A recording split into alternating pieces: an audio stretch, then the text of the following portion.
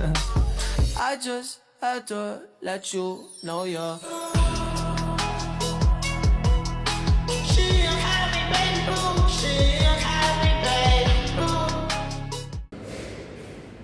Assalamualaikum warahmatullahi wabarakatuh.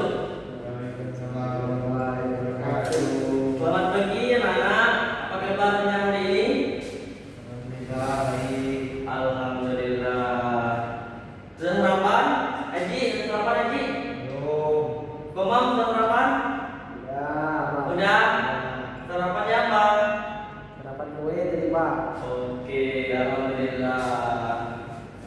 Baik. Sebelum kita mulai masuk ke pelajaran kita pada pagi hari ini, alangkah baiknya kita mengucapkan lafaz basmalah dan membaca doa Al-Fatihah. Bismillahirrahmanirrahim. Al-Fatihah.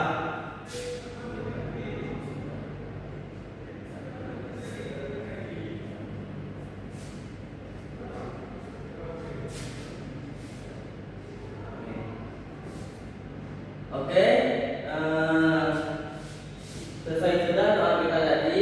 Lanjut ke Bapak mau absen anak-anak sekalian, siapa yang tidak masuk dan siapa yang hadir pada kesempatan kali ini.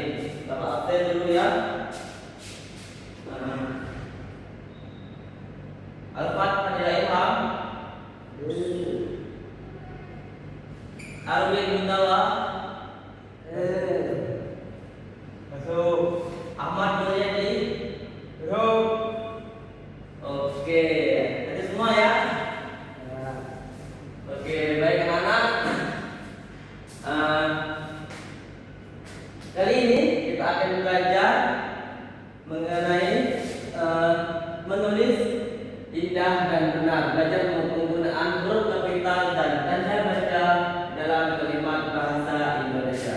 Ini termasuk materi yang menarik untuk kita bahas bersama ya. Oke. Kenapa menulis benar itu penting? Jawabannya, bayangkan sembaca cerita yang tidak ada titik atau huruf bacanya. Sangat membingungkan bukan? Kalau nggak ada titik, nggak ada koma, bagaimana cara bacanya? Bingung kan? Ya. Nah, penggunaan huruf kapital dan baca yang tepat membuat cerita kita mudah untuk dipahami oleh semua orang. Mengenal huruf kapital, kita melihat A. Huruf besar. Huruf kapital adalah huruf yang berukuran besar dan berbentuk khusus lebih besar dari huruf biasa atau kecil. Lanjut yaitu yang keduanya, tanda khusus. Digunakan sebagai huruf pertama pada kata penting tertentu di dalam sebuah kalimat. Nah, yaitu aturan bakunya. Dan aturannya yaitu menulis huruf kapital memiliki aturan resmi dalam bahasa agar tulisan kita terlihat rapi dan sopan. Nah, di sini Bapak menentukan ada 3 aturan huruf kapital. Bapak minta tolong Mangkomang untuk membaca yang pertama. Coba baca Mangkomang. 1. Awal kalimat. Ya, benar. Huruf pertama pada kata pertama diawali kalimat wajib kapital. Contohnya, Contohnya A besar. baca lagi. Yang mana, Bapak? Ibu sedang memasak nasi di dapur. Nah, mana huruf besarnya? Huruf besarnya itu I, Pak. I. Ya. Nah, yang kedua, nama orang. Coba Haji Mulyadi baca dulu. Huruf pertama dari nama diri orang harus ditulis dengan huruf besar. Contohnya, Budi Santoso sedang bermain bola. Mana huruf besarnya? Budinya B, Bu, Pak. Dan Santoso-nya S. benar. Yang ketiga yaitu hari dan bulan. Nama-nama hari dan bulan juga harus diawali dengan huruf besar. Contohnya, hari Senin, bulan Agustus, bulan Januari. Awalnya itu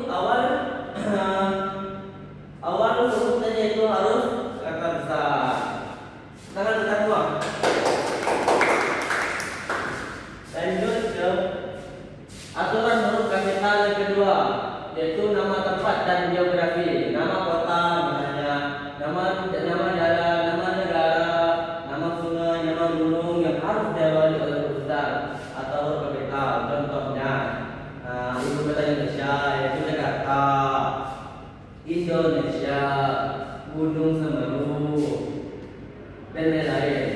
Nah, yang kelima itu sebutan Tuhan dan kitab suci. Nah, ini sangat penting bagi kita semua ya. Nama agama, baik itu nama agama, nama Tuhan, nama kitab, nama-nama dewa, dan lain-lainnya itu wajib tulisannya harus sudah kita ya depannya ya. Contohnya agama Islam, kitab suci Al-Quran, kitab Alkitab, berdoa kepada MU. Bisa dilihat ya. Yang keenam itu keterbukaan kekerabatan. Di mana menyapa keluarga atau kerabat secara langsung. Contohnya, kapan kita pergi? Ayah. Oke, lanjut. Itu mengenal tanda baca. Tanda baca dan simbol-simbol penting dan berkesan. Tentunya kita tidak tahu kapan harus berhenti baca, menaikkan suara, dan atau berteriak. Nah, selanjutnya kita akan masuk ke materi tanda baca. Oke, Bapak akan baca ya tanda titik dan tanda koma. Tanda titik digunakan di akhir kalimat berita atau pernyataan, berfungsi sebagai tanda bahwa kita harus berhenti penuh saat membaca kalimat tersebut. Contohnya, Lani membaca buku cerita di teras rumah. Titik. Berarti kita harus berhenti sejenak atau berhenti ketika di titik tersebut.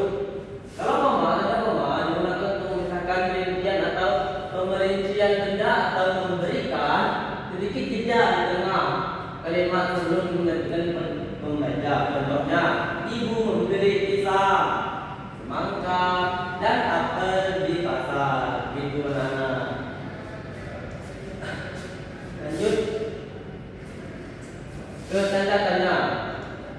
Kalau tanda-tanda ini digunakan di akhir kalimat tanya,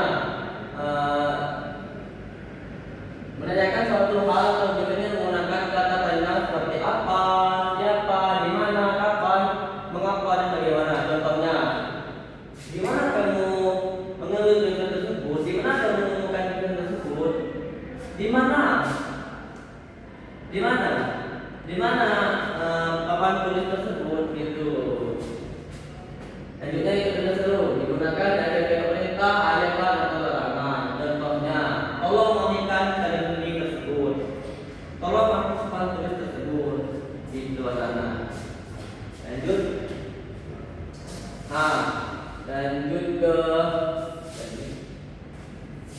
Lanjut ke kita untuk segi kalimat.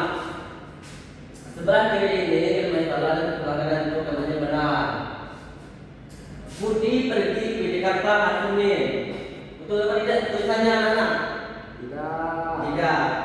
Coba baca yang benar anak-anak. Budi pergi ke Jakarta hari Senin. Nah, apa bedanya? Coba sebutkan perbedaan antara yang benar dan yang salah.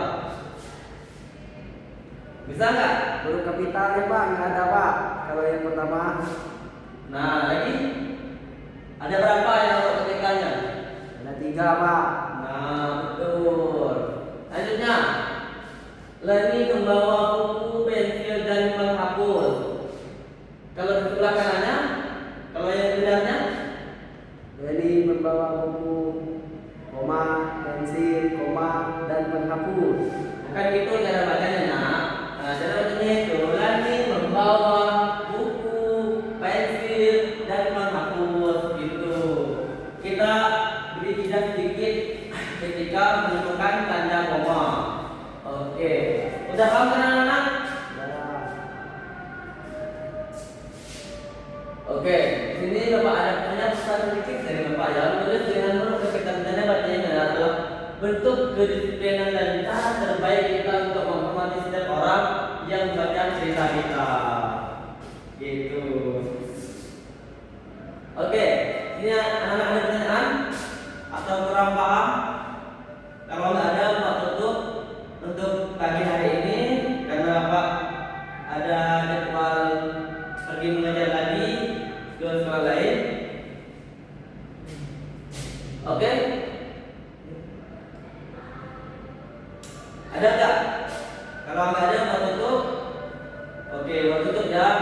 Sebelum Bapak tutup, Bapak ingin memberikan PR pada anak sekalian ya. PR-nya yaitu tolong buatkan cara baca dan cara tulis mengenai materi yang kita jelaskan tadi tentang materi koma, tanda titik, tanda koma, tanda seru dan lain-lainnya. Pengumpulannya pada minggu depan, hari Selasa depan. Bapak tunggu ya. Mungkin kemudian Bapak sebelum kita pulang, alangkah baiknya kita berdoa dulu. Ketua kelas tolong pimpin doa kelasnya. Ketua kelas, pimpin doa. pulang.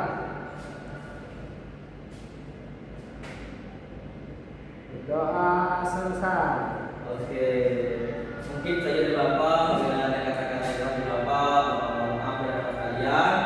Ya, setelah ini kalau nggak ada lagi pelajaran boleh istirahat dan lainnya. Assalamualaikum warahmatullahi wabarakatuh.